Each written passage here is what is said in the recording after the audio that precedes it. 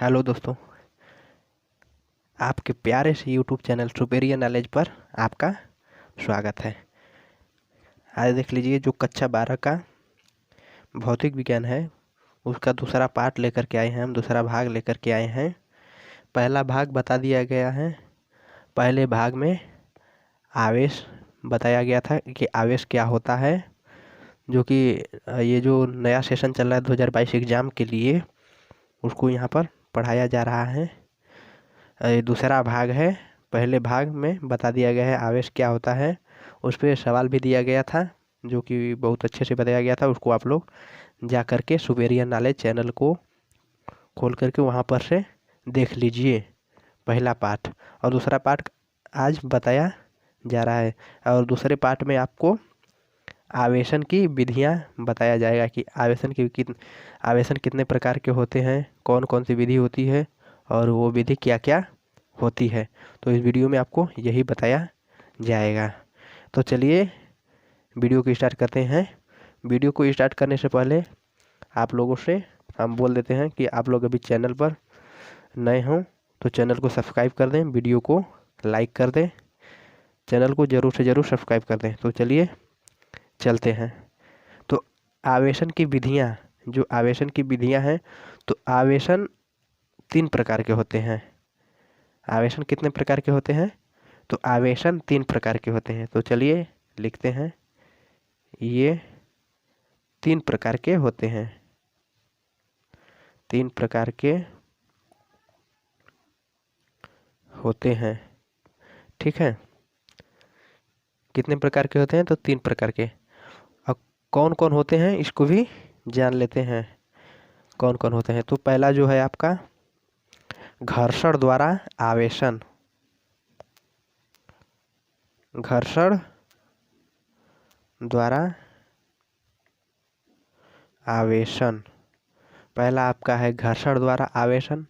दूसरा देख लेते हैं, दूसरा चालन द्वारा आवेशन। दूसरा है चालन द्वारा आवेशन। दूसरा आपका हो गया चालन द्वारा आवेशन। और तीसरा देख लीजिए, तीसरा है प्रेरण द्वारा आवेशन। प्रेरण द्वारा आवेशन। आपकी ये आवेशन की विधियाँ तीनों हो गई। ये पहला है घर्षण द्वारा आवेशन, दूसरा चालन द्वारा आवेशन और तीसरा प्रेरण द्वारा आवेशन। तो इसको हम तीनों अलग अलग तरीके से पढ़ेंगे कि घर्षण द्वारा आवेशन क्या होता है, चालन द्वारा आवेशन क्या होता है और प्रेरण द्वारा आवेशन क्या होता है। तो सबसे पहले चलिए देखते हैं कि घर्षण द्वारा आवेशन क्या होता है। तो पहले हेडिंग बना लेंगे, घर्षण द्वारा आवेशन। घर्षण द्वारा आवेशन,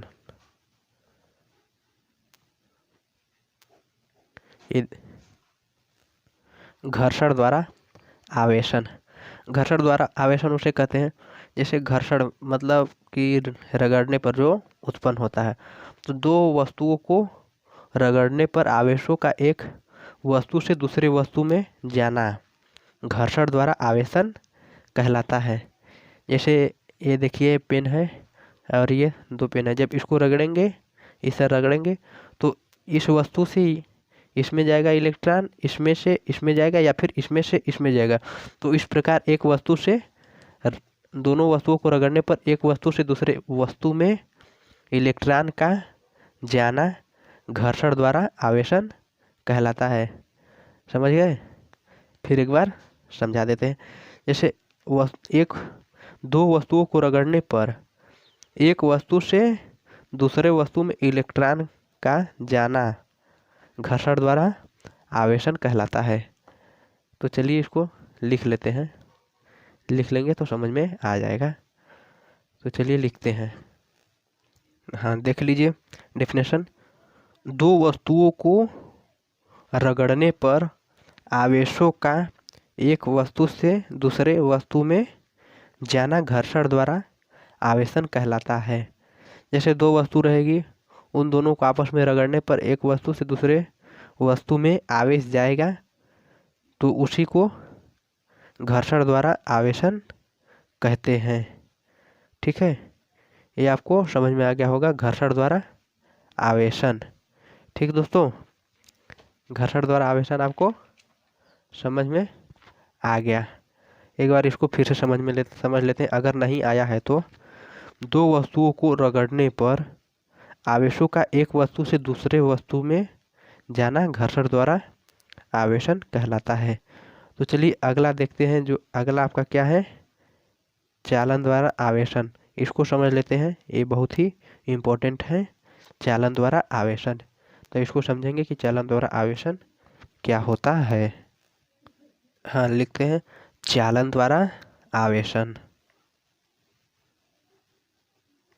चालन द्वारा आवेशन।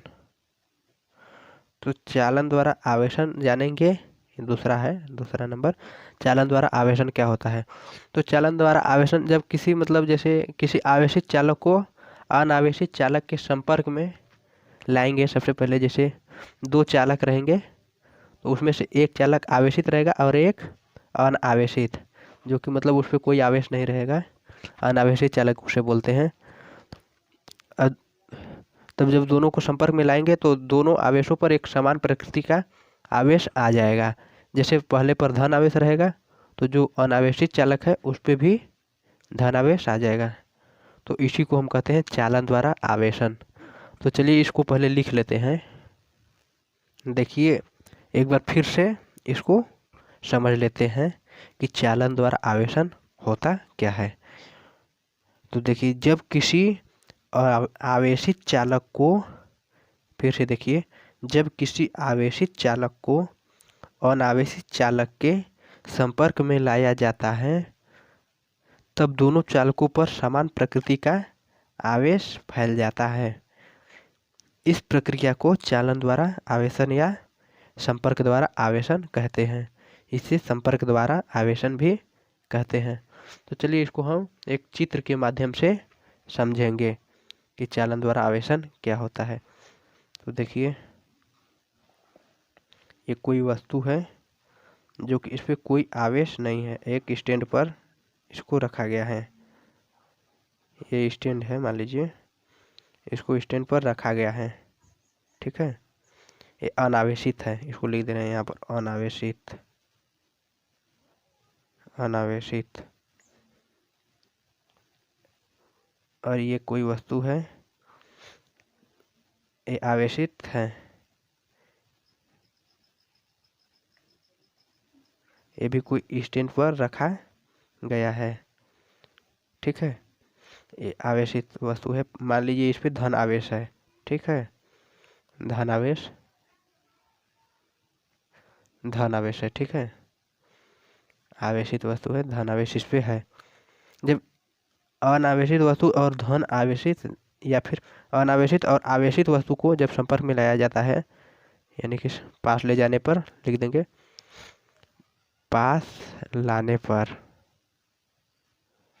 ठीक है, जब इसको संपर्क में लाएंगे, इसको जब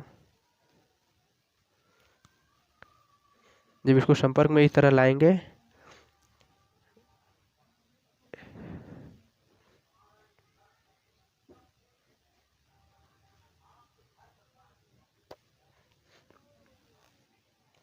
इसको संपर्क में ला दिए, तब दोनों चालकों पर समान प्रकृति का आवेश फैल जाएगा। जो आवेशित चालक पर आवेश था, जो जिस प्रकृति का, उसी प्रकृति का दोनों चालकों पर आवेश फैल जाएगा। जैसे इस पे धन आवेश था, जब और अनावेशित वस्तु और इस दोनों को पास में लाए तो इन दोनों पर समान प्रकृति का आवेश फैल गया। ठीक है, इसी को हम कहते हैं चालन द्वारा आवेशन। तो दोस्तों समझ में आ गया होगा। ये समझ में आ गया है तो वीडियो को लाइक कर दीजिए और चैनल को सब्सक्राइब कर दीजिए। ज़रूर से ज़रूर चैनल को सब्सक्राइब कर दीजिए। तो चलिए, ये हो गया आपका चालन द्वारा आवेशन, ठीक है। अगला है आपका प्रेरण द्वारा आवेशन। तो प्रेरण द्वारा आवेशन जल्दी से समझ लेते हैं, और प्रेरण द्वारा आवेशन समझ करके वहीं पर वीडियो को हम बंद कर देंगे। वीडियो का अंत हो जाएगा, उसके बाद फिर आगे मिलेंगे। तो चलिए देखते हैं कि प्रेरण द्वारा आवेशन क्या होता है। हाँ, देखिए यह है प्रेरण द्वारा आवेशन।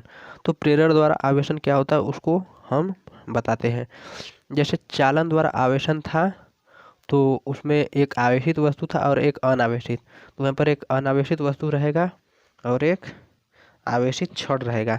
तो जो वहाँ पर चालन में संपर्क कराया जा रहा था, मतलब स्पर्श किया जा रहा था, यहाँ पर बिना स्पर्श किए अनावेशित वस्तु में विपरीत प्रकृति का आवेश उत्पन्न कर देगा। इसी को कहते हैं हम प्रेरण द्वारा आवेशन, कि एक दूसरे विपरीत प्रकृति का आवेश आ जाएगा। जब छड़ को उसके पास ले जाएंगे अनावेशित वस्तु के पास, तो जो छड़ में आवेश रहेगा उसका विपरीत आवेश उस वस्तु में आ जाएगा। तो चलिए पहले इसका डेफिनेशन लिखते हैं। देख लीजिए, हो गया प्रेरण द्वारा आवेशन का डेफिनेशन। पहले देखते हैं, उसके बाद हम इसको एक चित्र की सहायता से समझा देंगे। तो वह प्रक्रिया जिसके अंतर्गत एक अनावेशित वस्तु द्वारा एक आवेशित वस्तु द्वारा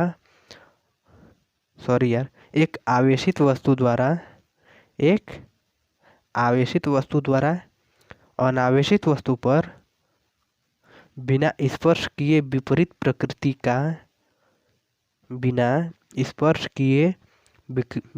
प्रकृति का आवेश उत्पन्न कर दिया जाए, प्रेरण द्वारा आवेशन कहलाता है। यानी कि एक आवेशित वस्तु रहेगा, यानी कि जो छड़ लिए हैं हम, और बिना स्पर्श किए एक अनावेशित वस्तु पर विपरीत प्रकृति का आवेश उत्पन्न कर दिया जाए, प्रेरण द्वारा आवेशन कहलाता है। तो चलिए इसको हम चित्र द्वारा इसको समझते हैं। ये मान लीजिए एक वस्तु है, ये P है, ये Q, ये स्टैंड पर है, ठीक। स्टैंड पर इसको हम रखे हैं। उसके बाद यहाँ पर एक और वस्तु है, वही वस्तु है। यहाँ पर इसको एक छड़ से लगाते हैं, आवेशित छड़ से संपर्क नहीं, दूर से ही रख संपर्क में लाएंगे बस, बिना स्पर्श कराए। लेकिन एक P है, एक Q है। जैसे ये छड़ आ गया, एक छड़ ले लेते हैं, इसको स्पर्श नहीं कराएंगे। इसमें मान लीजिए धन आवेश है, ये छड़ है, इस पे धन आवेश है। तो जब इसके संपर्क में स्पर्श नहीं कराएंगे, जब पास लाएंगे, तो अनावेशित, जो ये अनावेशित है, इस पे इसके विपरीत प्रकृति का आवेश इस पे आ जाएगा। तो इस पे धन है तो इस पे ऋण आवेश आ जाएगा, ठीक है। और जब इसी छड़ को, ये जो वस्तु है, इसी छड़ को इस वस्तु से जब स्पर्श करा संपर्क में लाएंगे, स्पर्श नहीं कराएंगे, स्पर्श इस पे नहीं कराना है, और इसमें जो पृथ्वी रहेगा, पृथ्वी से संपर्क करा देंगे, यानी कि अर्थ से संपर्क करा देंगे। ये P है, ये छड़ है, धन आवेशित छड़ है। जब पृथ्वी से भी संपर्क करा देंगे, तब भी इस वस्तु पर P की साइड ही विपरीत प्रकृति का आवेश आ जाएगा। और जब हम इस वस्तु से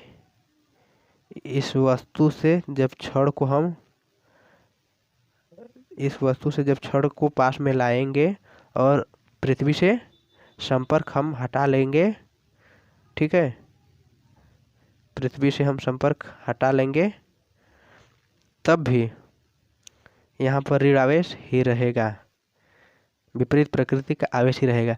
लेकिन जब इसी वस्तु को, छड़ को, जो यही वस्तु है, पहला वाला ही वस्तु है, इसी वस्तु को जब यहाँ से हम छड़ हटा लेंगे, जब जैसे यहाँ पर क्षण पहले पृथ्वी हटाए थे, यहाँ से अर्थ से संपर्क हटा दिए थे, तो फिर वहीं पर विपरीत प्रकृति का आवेश ही था और ये जो क्षण था उसको पास में ही रहने दिए थे।